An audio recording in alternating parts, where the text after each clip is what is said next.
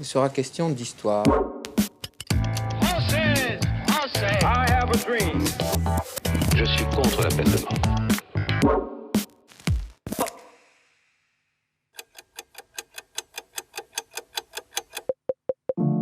Le 26 novembre 1974, Simone Veil se présente à la tribune de l'Assemblée nationale. La ministre de la Santé s'apprête à défendre l'un des projets de loi les plus controversés de la Ve République, la légalisation de l'avortement. Je voudrais tout d'abord vous faire partager une conviction de femme. Je m'excuse de le faire devant cette assemblée presque exclusivement composée d'hommes. Aucune femme ne recourt de gaieté de cœur à l'avortement. Il suffit d'écouter les femmes. C'est toujours un drame.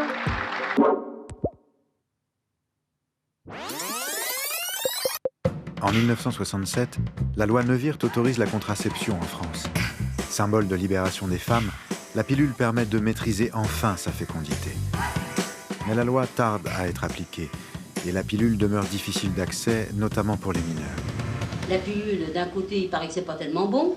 Pas confiance, quoi. Moi, je dis que c'est l'homme qui doit faire attention, puis c'est tout. L'interruption volontaire de grossesse est quant à elle toujours illégale et passible de prison. Alors chaque année, de nombreuses femmes bravent l'interdit et se tournent vers l'avortement clandestin, parfois au péril de leur vie. En 1970, bien décidées à faire évoluer les mentalités et à disposer de leur corps, les Françaises descendent dans la rue et se rassemblent au sein du mouvement de libération des femmes. Au cœur de leurs revendications, la libéralisation de la pilule et l'avortement, libre et gratuit. Un enfant si je veux, quand je veux. La révolution sexuelle est en marche. Mais l'opinion reste très divisée. Le 5 avril 1971, le Nouvel Observateur jette un pavé dans la mare avec le manifeste des 343 dans lequel des Françaises, célèbres et anonymes, défient les pouvoirs publics et déclarent s'être fait avorter. Un an plus tard, le débat prend de l'ampleur lorsqu'à Bobigny, une jeune femme de 16 ans est jugée pour avoir avorté à la suite d'un viol. Défendue par l'avocate Gisèle Halimi, le procès connaît un immense retentissement médiatique et la jeune femme est relaxée. Le procès lui-même a marqué un pas irréversible.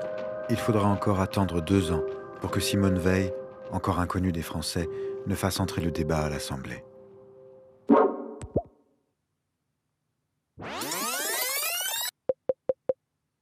Née en 1927 à Nice, Simone Jacob grandit dans une famille juive bourgeoise. Mais l'insouciance est de courte durée. La Seconde Guerre mondiale éclate et dans toute la France, les Juifs sont bientôt traqués et persécutés. Au printemps 1944, la vie de Simone bascule. Comme toute sa famille, elle est arrêtée et déportée. À 16 ans, elle découvre l'horreur d'Auschwitz. Miraculeusement, elle échappe à la mort. Désormais, c'est en femme libre que Simone mènera sa vie avec un besoin irrépressible de justice. Moins de 6 mois après son retour des camps, elle s'inscrit à la faculté de droit de Paris et à Sciences Po. Elle y rencontre Antoine, son mari, et devient Simone Veil. Il préférerait qu'elle reste à la maison, mais elle devient magistrate. En 1974, Simone Veil est nommée ministre de la Santé. Ça m'intimide beaucoup d'arriver dans un département ministériel dans lequel effectivement beaucoup de problèmes sont totalement étrangers. Avec courage et conviction, elle s'empare de la lourde tâche qui lui est assignée par le président de la République, Valéry Giscard d'Estaing, légaliser l'avortement.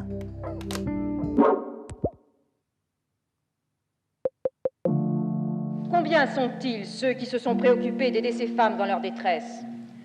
Combien sont-ils ceux qui, au-delà de ce qu'ils jugent comme une faute, ont su manifester aux jeunes mères célibataires la compréhension et l'appui moral dont elles avaient un si grand besoin?